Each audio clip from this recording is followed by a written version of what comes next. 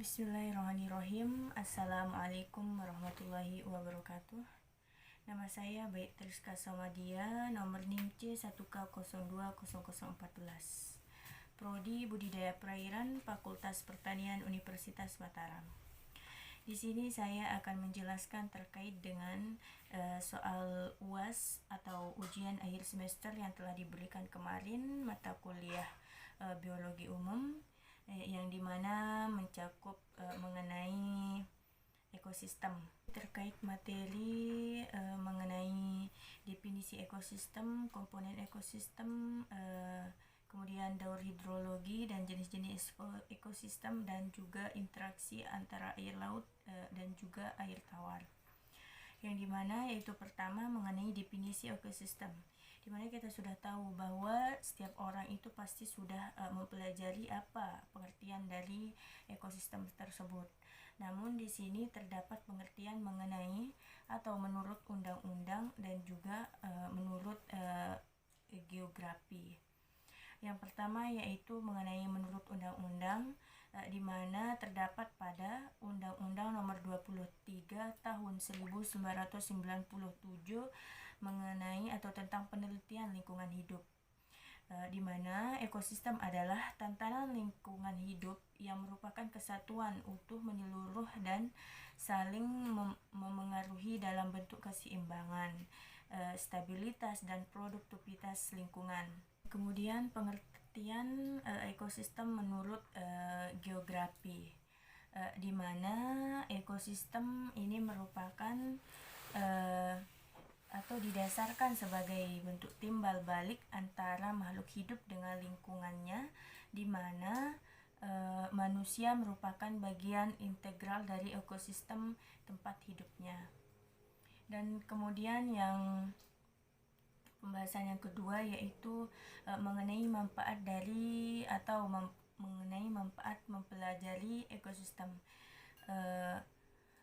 Mengenai manfaat mempelajari ekosistem tersebut, sebenarnya banyak sekali manfaat yang kita bisa peroleh dari mempelajarinya tersebut, terutama dalam kehidupan atau lingkungan hidup sehari-hari.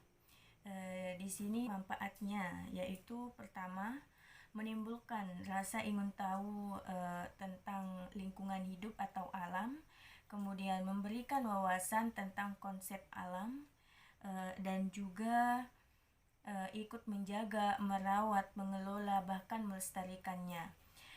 Dan juga manfaat yang lain yaitu seperti menyadari akan pentingnya alam dalam kehidupan, memberikan pengetahuan tentang makhluk hidup, membangun rasa cinta terhadap alam yang diciptakan oleh Tuhan Yang Maha Esa.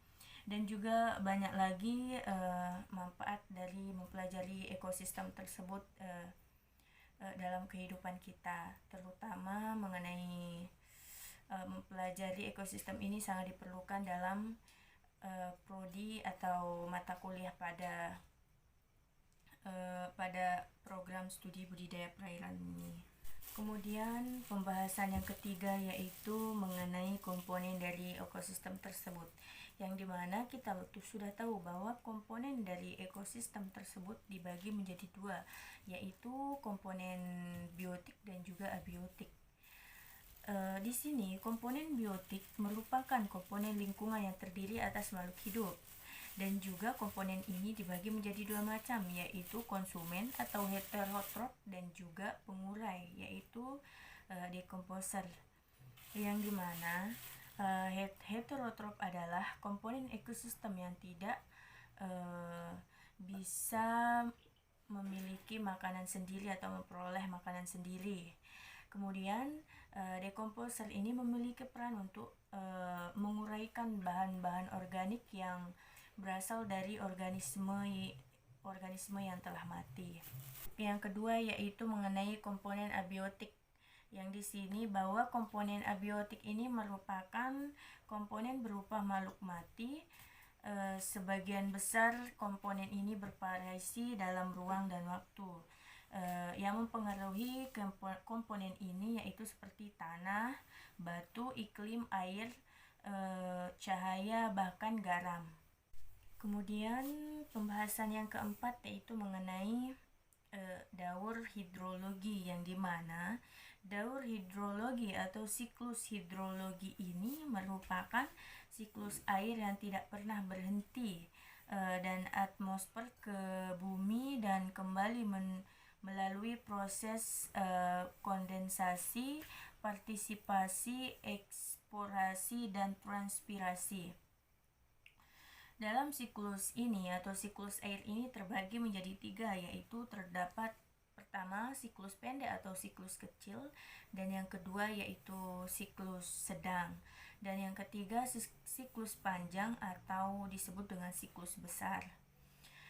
Di sini dalam daur hidrologi terdapat yang dimana evaporasi, infiltrasi, dan air permukaan, yang dimana evaporasi tersebut merupakan air yang ada di daratan seperti sungai dan sebagainya. Dan pembahasan yang terakhir yaitu mengenai jenis-jenis dari ekosistem. Di sini kita tahu bahwa jenis-jenis dari ekosistem itu terdiri dari 3 jenis, yaitu ekosistem daratan, perairan, bahkan ekosistem buatan, yang dimana gambarnya bisa dilihat di samping.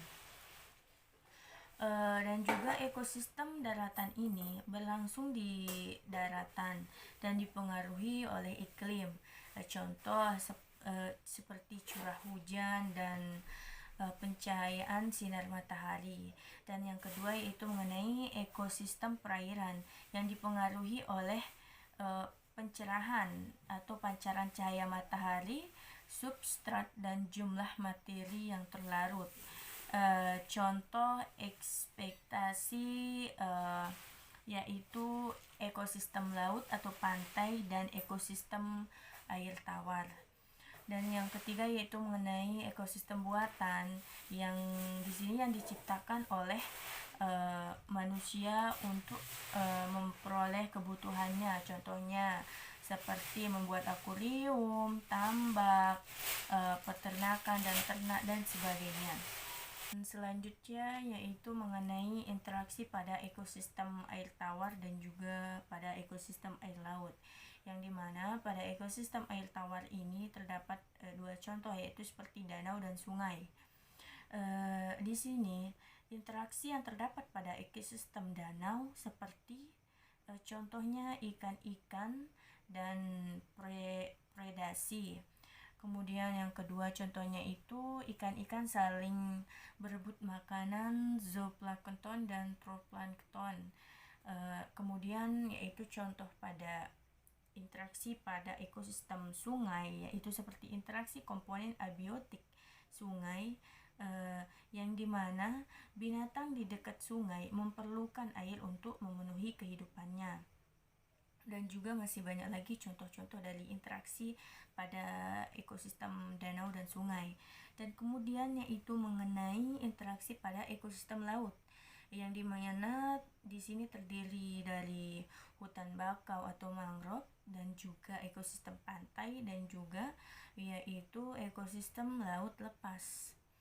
Di sini pada ekosistem atau interaksi pada hutan bakau ini terdiri dari contoh predasi, pemangsaan karang oleh predatornya, dan yang kedua simbiosis mutualisme, hubungan antara golongan crustaceans dengan akar mangrove. Dan kemudian yaitu yang kedua terkait dengan interaksi pada ekosistem pantai, yang dimana contohnya penyu yang membutuhkan pasir untuk bertelur, dan juga ikan yang memerlukan air untuk kelangsungan hidupnya.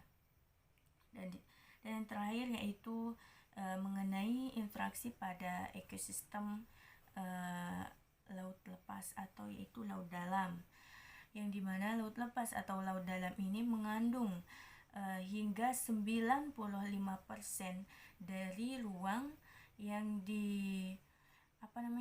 ditempati oleh mangrove atau organisme hidup. Yang di sini terdapat analisis isi perut dan juga biokimia.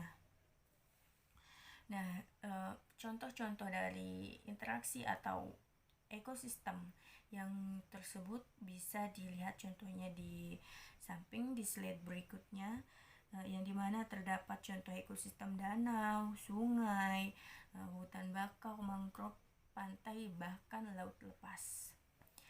Ya, itulah penjelasan dari saya mengenai soal-soal dari ujian akhir semester mata kuliah biologi umum. Terima kasih. Jika ada kesalahan atau yang keliru, mohon maaf. Mohon maaf sekali lagi dan terima kasih kepada Pak dosen. Wassalamualaikum warahmatullahi wabarakatuh.